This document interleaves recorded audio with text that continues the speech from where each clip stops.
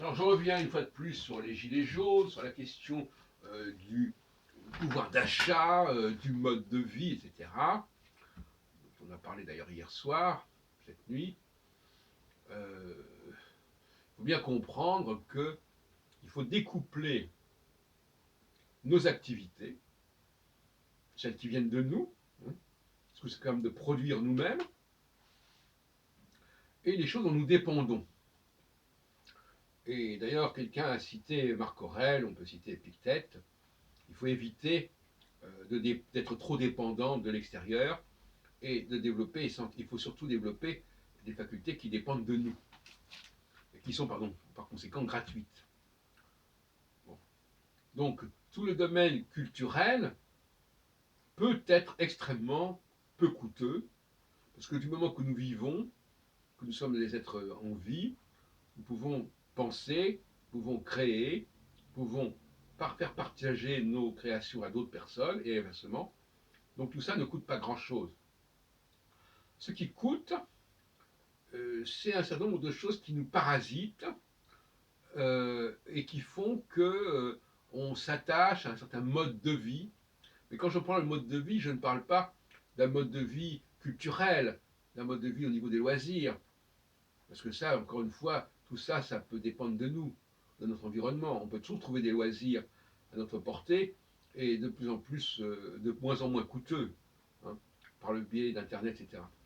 Donc il ne faut quand même pas se voiler la face. Tout ce qui est de l'ordre d'activité culturelle, la création, etc., ne coûte rien. Ne coûte rien.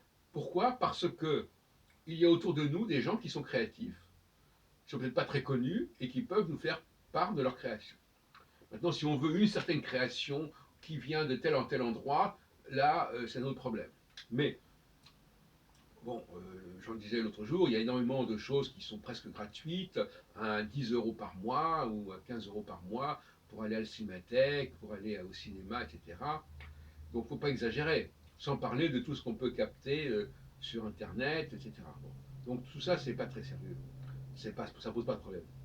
Maintenant, concernant notre survie, là, on parle de vie, maintenant survie. Parce qu'il y a la fameuse formule de Lavar, il faut manger pour vivre et non pas vivre pour manger. Donc, au niveau de la survie, eh bien, il y a plusieurs façons de survivre. Ça dépend de ce qu'on va manger. Alors, on sait très bien que sur ce point, il y a un grand débat. Faut-il manger de la viande ou pas manger? Donc, ça, c'est des questions qui sont importantes, mais en même temps, qui sont assez secondaires. C'est-à-dire qu'il ne faut pas s'attacher de manière excessive à notre façon de nous nourrir ou de nous loger. Hein, ça peut varier.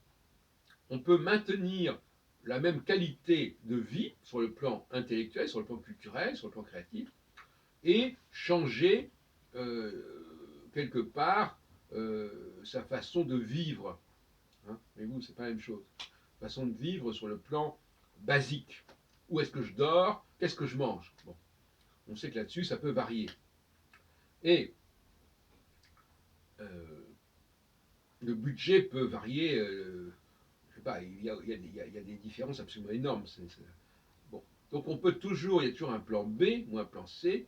On peut toujours trouver de quoi se nourrir en acceptant des modes de consommation moins prisés. Hein, moins prisés. Je sais pas, par exemple, on peut aller dans des endroits où on peut manger à peu près gratuitement.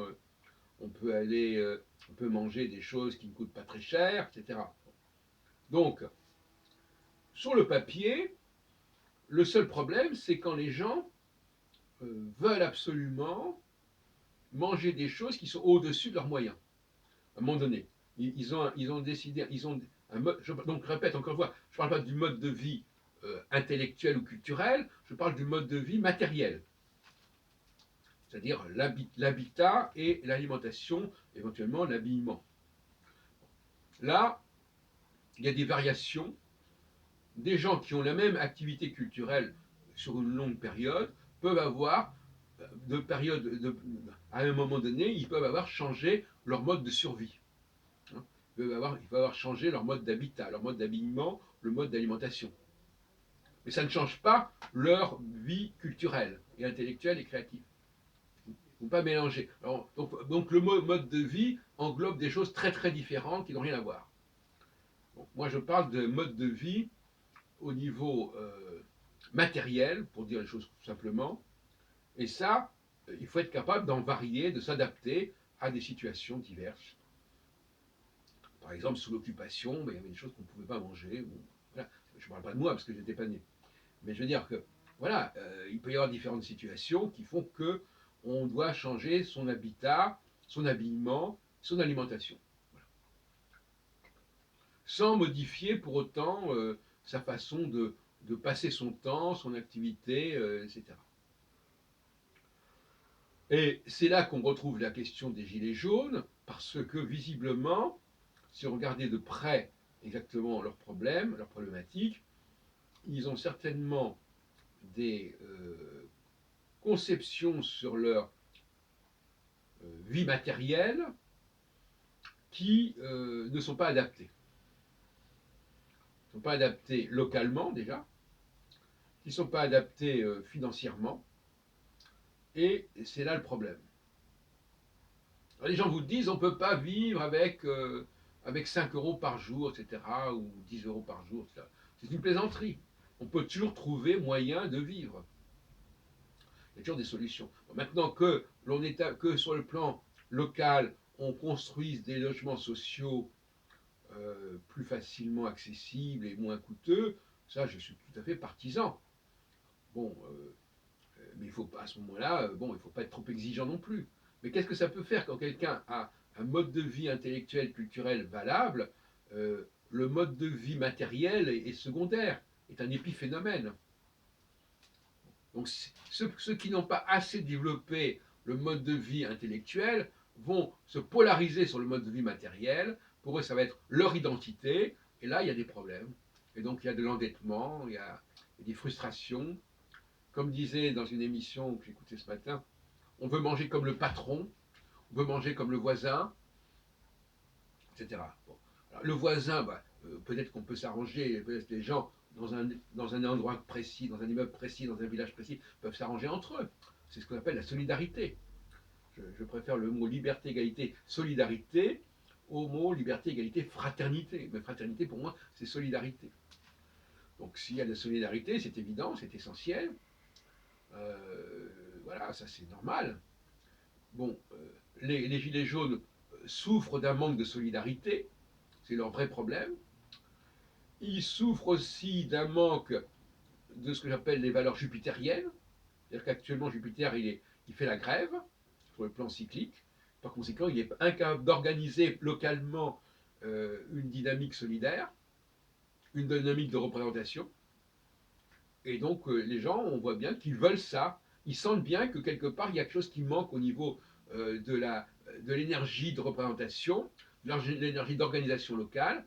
Et à ce moment-là, bon, ils vont vers Saturne, ils vont vers la capitale, ils vont vers le président public, parce qu'il y a une carence au niveau jupitérien. Quand Jupiter est faible, Saturne doit assurer, et Saturne, il n'a pas la même légitimité, on en a parlé dans une vidéo, que Jupiter. Saturne, il émane pas du peuple, il vient pas du peuple, il va vers le peuple. C'est comme Louis XVIII qui octroie la Constitution à son peuple, alors que d'autres diront que c'est le peuple qui affirme, voilà, etc. Donc, il y a plusieurs points de vue de ce côté-là, bien sûr, mais euh, le phénomène des Gilets jaunes est un phénomène très provisoire, très passager, de désorganisation structurelle de la société. C'est une désorganisation qui est extrêmement ponctuelle. Hein. Et c'est là le grand drame, c'est que les gens ne sont pas capables, les commentateurs ne sont pas capables, les commentateurs politiques, ne sont pas capables de circonscrire dans le temps ces choses-là, ne sont pas capables ni de prévoir leur émergence, ni de prévoir leur achèvement, et donc par conséquent, ils laissent le public sur sa faim, et le public, il est désorienté, puisqu'il n'y a personne pour lui montrer le chemin. Voilà. Donc, les Gilets jaunes, c'est la carence de la structure de base, des élus de terrain, des carences des maires, carences des conseillers au niveau départemental, au niveau régional, etc., même des députés aussi, carence de la... On appelle ça la représentation, mais en réalité, les gens qui sont là, ils ne sont pas uniquement là pour la représentation, ils sont là aussi pour l'organisation, hein, ils sont là aussi pour gérer les problèmes locaux, ils ne sont pas uniquement là pour être dans la représentation. Hein. On ne quand même pas avoir une idée complètement délirante de ces gens-là qui sont là pour, qui sont les corps intermédiaires, ils ne sont pas là pour faire de la représentation. Ils sont là pour proposer des solutions locales. Quand ils ne sont pas capables, on remonte vers la capitale, etc.